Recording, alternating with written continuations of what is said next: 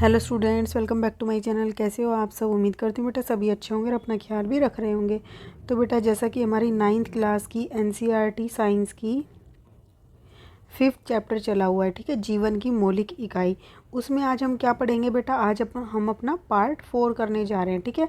Part 3 तक हमने कर लिया है, जिसमें हमने कोशिका, कोशिका द्रव्य, कोशिका भित्ति, कोशिका झिल्ली, केंद्रक और जो जनरल इंट्रोडक्शन था वो सब हम जान चुके हैं।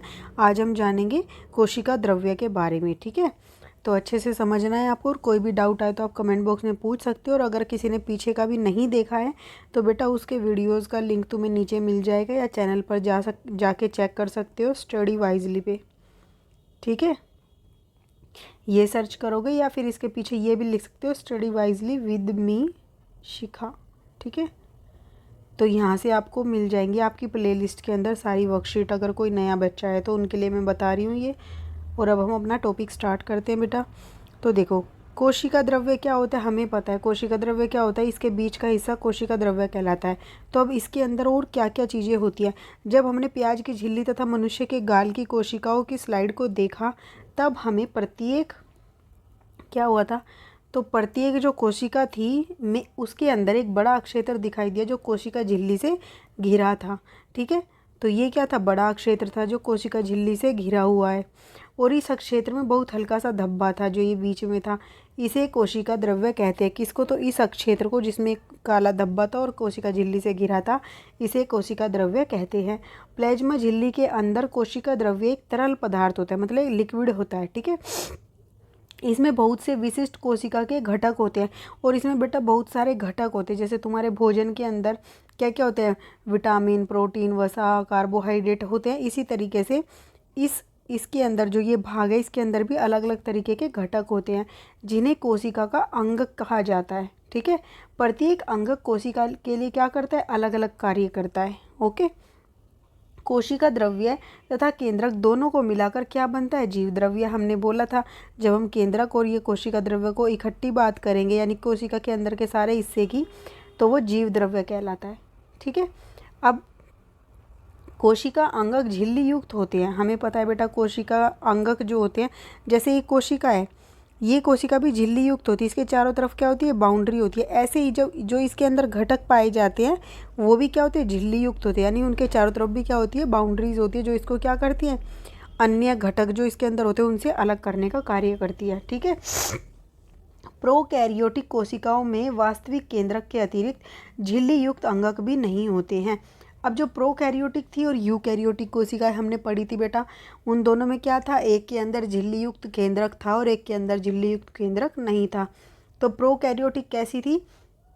जिसमें झिल्ली युक्त केंद्रक नहीं था, और उसी के साथ साथ उसके जो अंग होते हैं उसके अंदर भी झिल्ली युक्त घटक नहीं होते हैं, ठीक है।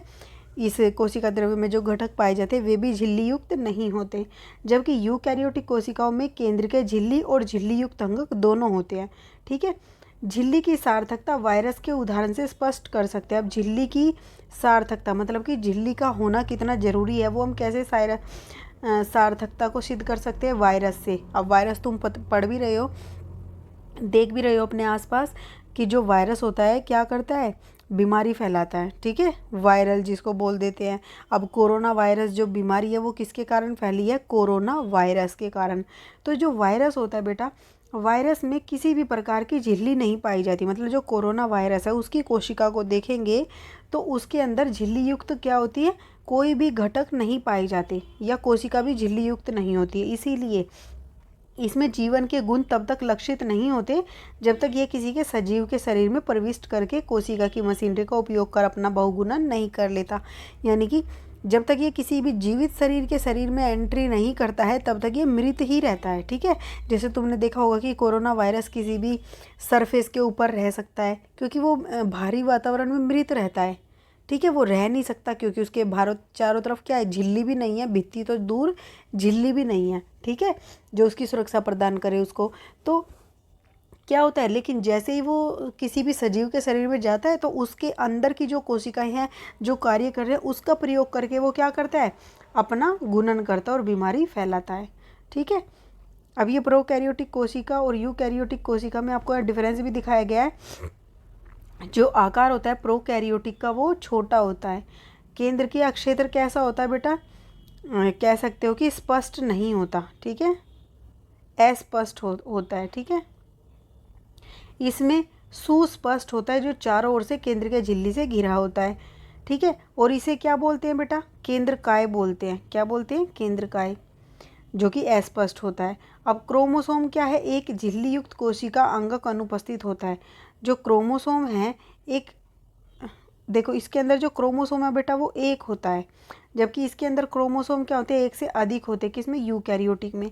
और इसमें झिल्ली युक्त कोशिका अंगक भी अनुपस्थित होते हैं, मतलब झिल्ली होती नहीं है, जैसे केंद्रक की नहीं होती, लेकिन इसमें क्या होते हैं, झिल्ली युक्त कोशिका अंगक होते हैं, यानी कि कोशिका द्रव्य के अंदर जो घटक पाए जाते हैं वो भी झिल्ली युक्त होते हैं। ये डिफरेंस है, 3 नंबर में ऐसे क्वेश्चन आ जाते हैं। ओके, अब यहाँ पर कोशिका अंगक क्या है, कोशिका अंगक क्या बेटा, प्रत्येक कोशिका के चारों ओर अपनी झिल्ली होती है, हम जानते हैं, जिससे कि हमें उसमें स्थित पदार्थ बाह्य पर्यावरण से अलग रहते हैं।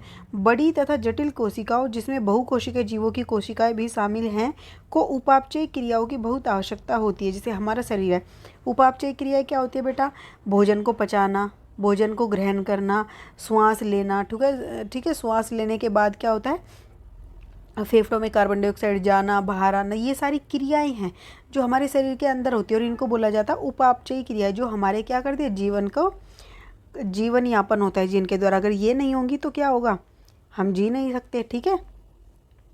तो जिससे कि वे क्या होती है, वे जटिल संरचना तथा कार्य को सहारा दे सके।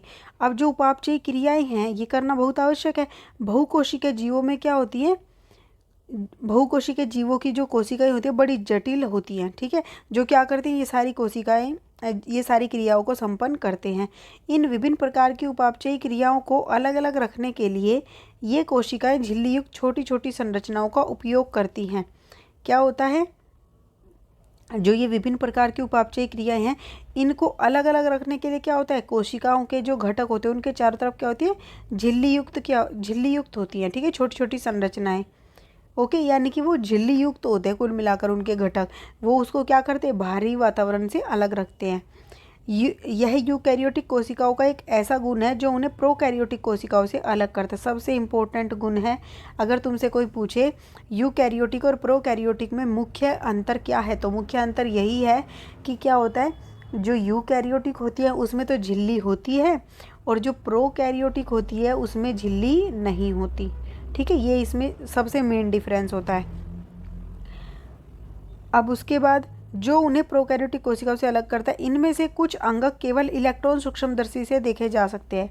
जो क्या नाम है, ये अंगक है बेटा, जैसे हमने देखो ये सारे क्या हैं, ये अंगक है जो कोशिका द्रव्य के अंदर है, ठीक है। अब इनमें से कुछ ऐसे हैं जिनको हम इलेक्ट्रॉन सूक्ष्मदर्शी, इलेक्ट्रॉन बहुत छोटा होता है बेटा, तो इतने रिजोल्यूशन, हाई रिजोल्यूशन वाले क्या कहते हैं, हाई रिजोल्यूशन वाले इलेक्ट्रॉन सूक्ष्मदर्शी से ही हम इनको देख सकते हैं, वैसे सूक्ष्मदर्शी से ये नहीं दिखाई देते, नॉर्मल वाले से, ठीक है। हमने पिछले अनुभाग में केंद्रक के विषय में पढ़ा है, ठीक है। अंतर्द्रव्य जालिका, देखो केंद्रक के बारे में हम पढ़ चुके हैं। अब इसके बाद जो अन्य घटक होते हैं इसके अंदर, उसके बारे में अब जानेंगे, वो कौन कौन से होते हैं। अंतर्द्रव्य जालिका होती है, गोल्जी उपकरण होता है, लाइसोसोम होता है, माइटोकॉन्ड्रिया होता है, प्लास्टिड होता है। कोशिका अंगकों के महत्वपूर्ण ये उदाहरण है, ठीक है, जिन पर, जैसे हमारे शरीर के अंदर क्या होता है, कहीं पर फेफड़े होते हैं, कहीं पर हृदय होता है, कहीं पर अमाशय होता है, कहीं यकृत होता है, तो ये सारे क्या है, हमारे शरीर के अंदर है। ऐसे ही कोशिका द्रव्य के अंदर ये सारी चीज़ें हैं जिन पर हम विचार करेंगे। इसलिए महत्वपूर्ण है कि क्योंकि ये कोशिकाओं के बहुत निर्णायक कार्य करते हैं। इनको जानना महत्वपूर्ण इसलिए भी है बेटा क्योंकि ये सारे कार्य जो होते हैं ये इनके द्वारा ही होते हैं कोशिका के अंदर, ठीक है। जैसे तुम्हारे घर में बेटा आप खाली दीवारें खड़ी करने से तो कमरे नहीं बनते ना, कमरे के अंदर क्या होते हैं, किचन के अंदर चूल्हा होता है, बर्तन होते हैं, ठीक है, खाना बनाने वाले। ऐसे तुम्हारे जो बेडरूम होता है उसमें बेड होता है, बिस्तर होते हैं बिछाने के लिए, तो इसी तरीके से उनसे ही तुम ये सारे कार्य कर पाते हो। ऐसे ही कोशिका के अंदर भी क्या होता है, ये सारे कार्य इन अंगकों के द्वारा ही हो पाते हैं, ठीक है। फर्स्ट हम पढ़ेंगे अंतर्द्रव्य जालिका। ओके, तो ये बेटा हम क्या करेंगे, अपनी नेक्स्ट वर्कशीट में पढ़ेंगे। ओके, तो इस वीडियो में बेटा इतने, अपना नेक्स्ट टॉपिक जो है नेक्स्ट वीडियो में करेंगे। तब तक के लिए ऐसे हंसते रहिए, मुस्कुराते रहिए, पढ़ते रहिए और आगे बढ़ते रहिए। Thank you.